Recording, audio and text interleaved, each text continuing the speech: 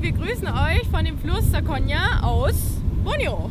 Genau, wir sind jetzt im Tanjung Puting Nationalpark, ganz im Süden von Borneo. Und befinden uns gerade auf einem Boot. Ja. Und fahren hier 3 Tage, Und 2 Nächte. 2 Nächte durch den Dschungel Ja. auf den Pfaden der Orang-Utans, die hier Genau. leben. Und wir haben heute schon eine Dschungeltour geplant und vielleicht haben wir da schon Glück, die Orang-Utans zu sehen. Ja. Aber es gibt ja auch noch ganz viele andere Tiere, also Krokodile, andere Affenarten und Vögel, natürlich es auch gibt Vögel. so eine Nashornvögel. Das Ja. ist auch ganz cool. Das wäre cool, wenn wir die sehen. Also wir sind gespannt, was wir hier alle sehen werden Ja. und werden unsere Augen offen halten und ja, es ist total aufregend und wir freuen uns schon ganz sehr. Ja.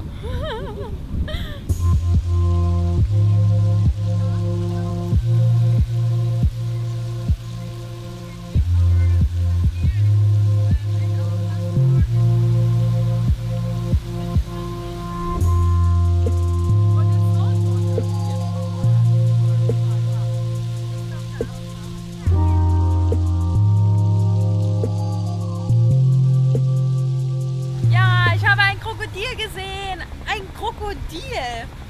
Und das ist ein ganz spezielles, weil dieser Fluss ist nämlich Salzwasser und kein Süßwasser. Und das ist ein Salzwasserkrokodil. Also die gefährlichen. Die ganz gefährlichen. Aber voll cool, dass wir das jetzt schon gesehen haben. Und die sehen das nicht bei jeder Tour. Noch 5 Minuten, ne?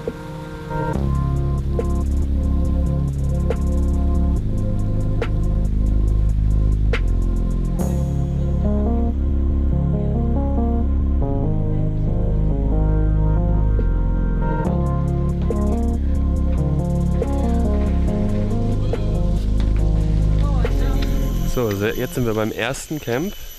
Tanjung Harapan heißt das. Tanjung Harapan, genau.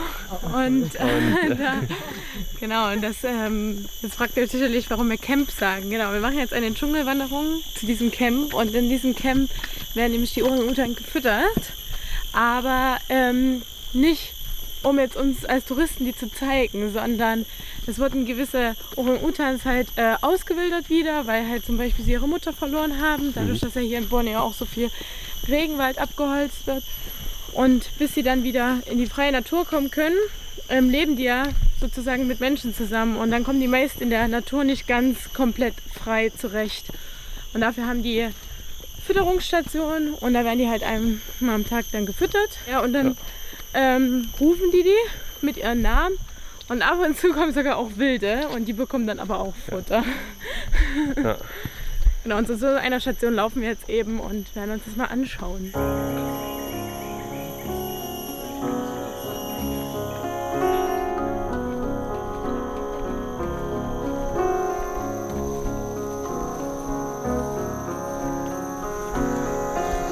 Jetzt immer näher und man hört schon die Ranger, wie sie die Orang-Utans rufen.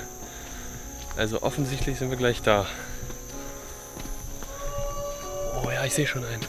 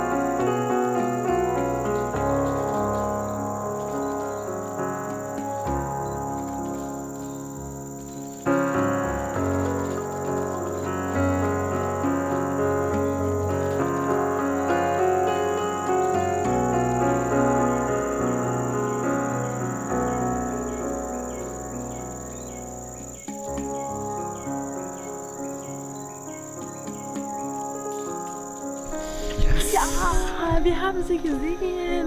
Voll cool und vor allen Dingen auch direkt so viele. Ja, Mütter mit Kindern. 3 Mütter sogar. Ja, Dann haben wir den King des Dschungels gesehen, der sich auch ein paar Bananen abgeholt hat. Also richtig geil, alles, was wir uns erhofft hatten. Ja. Und einmal hat der eine kleine Babyaffe einen anderen mit Bananen beworfen. Das war auch ganz lustig. Das war auch ganz lustig. Ja, also wir haben alles gesehen, was wir uns erhofft haben, schon am ersten Tag. Ja. Eigentlich können wir jetzt direkt wieder gehen. Nein. Machen wir aber nicht. Nein. Nee, machen wir auch nicht. Wir wollen noch mehr sehen. Nee, ja, aber richtig geiler Anfang auf jeden Fall. Ja.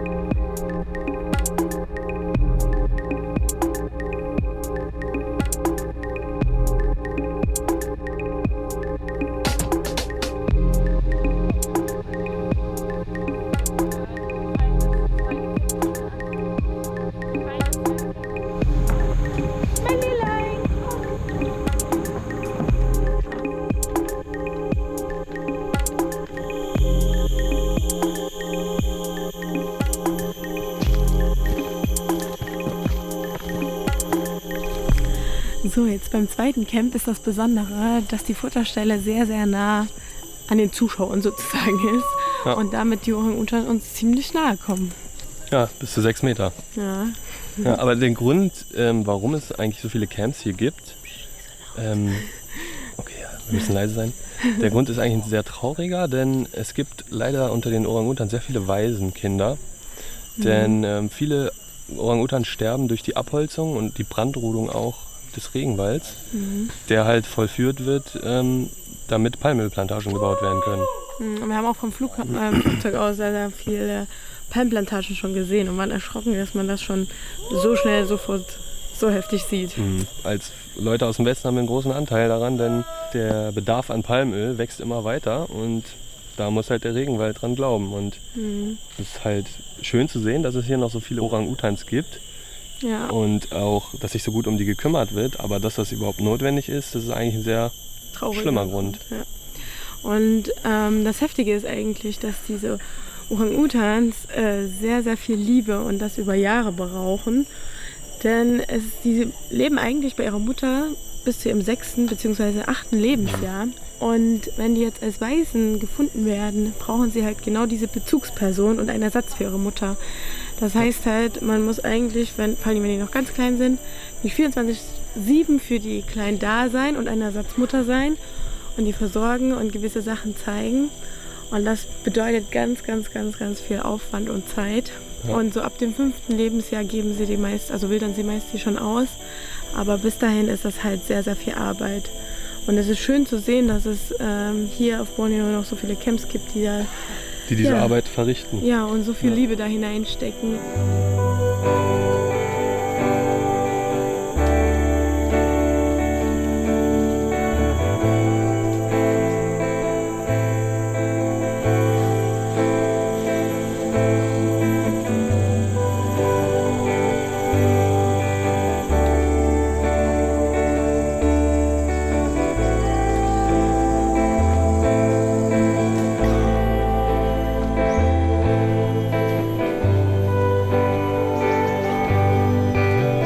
Jetzt sind wir im 3. Camp und das ist das allererste Camp, was eröffnet wurde.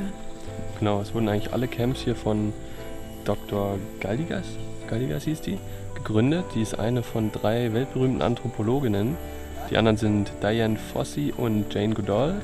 Die forschen allerdings in Afrika an Orang-Utans, eben nicht an Orang-Utans, sondern an Gorillas, Schimpansen und Bonobos.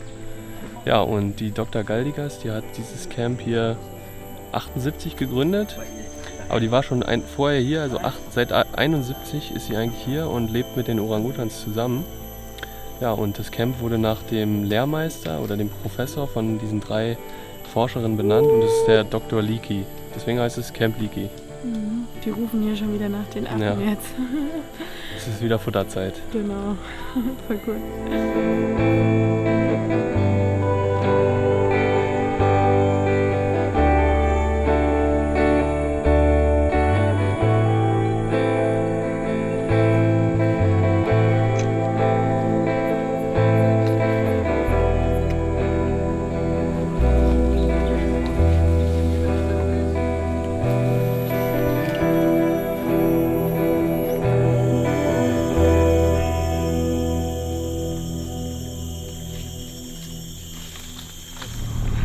Oh Mann, das ist so faszinierend.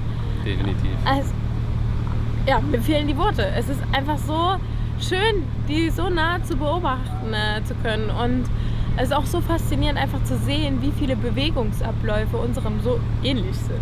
Also, die haben 97% der DNA, die wir Menschen haben. Also das merkt man auch. Ja.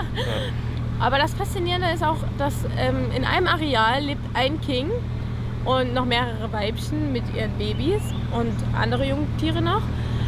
Aber sie leben nicht miteinander. Also jedes lebt einzeln für sich. Und irgendwie ist das voll komisch, das können sich auch viele nicht erklären, weil theoretisch sind diese Tiere sehr, sehr, sehr sozial und finden auch den Menschen sehr interessant und kopieren sogar sehr viele Dinge und sehr schnell von den Menschen. Und sind sehr intelligent auf jeden Fall. Ja, jetzt leider geht die Sonne schon unter und ja, und unsere Tour geht jetzt auch langsam dem Ende entgegen. Aber obwohl die Tour so teuer war, hat sie sich absolut gelohnt. Also das Essen war super, da wo wir geschlafen haben, das Boot, unser Guide, die Tour, einfach alles bombastisch. Ja, es war ein sehr, sehr intensives Erlebnis, das Ganze, die 2 Tage hier. Ja, das war einfach nur richtig, richtig toll. Ja. Und was uns dieser Besuch jetzt vor allem gezeigt hat, ist, dass diese Kreaturen absolut schützenswert sind. Das wussten wir natürlich vorher auch schon, aber jetzt, wenn man diese Tiere echt so hautnah erlebt, merkt man eigentlich, was für ein Schatz das ist und wie man einfach alles dafür tun muss, dass diese Tiere noch weiter hier existieren können. Ja. Denn Borneo und Sumatra sind die einzigen Orte, wo es noch Orang-Utans gibt. Und es wird halt immer weniger, der Lebensraum wird immer kleiner, weil halt alles abgeholzt wird, damit Palmölplantagen gebaut werden können. Und wir haben vorher auch schon ein bisschen darauf geachtet, dass wir auf Produkte verzichten, die Palmöl enthalten.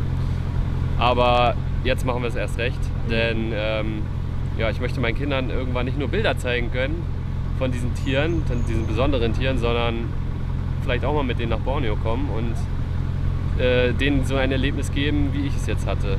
Ja. Und vielleicht macht ihr das auch mal, einfach zu schauen, wo überhaupt überall Palmöl drin ist, weil selbst wir waren oft erschrocken, wo überall Palmöl drin ist.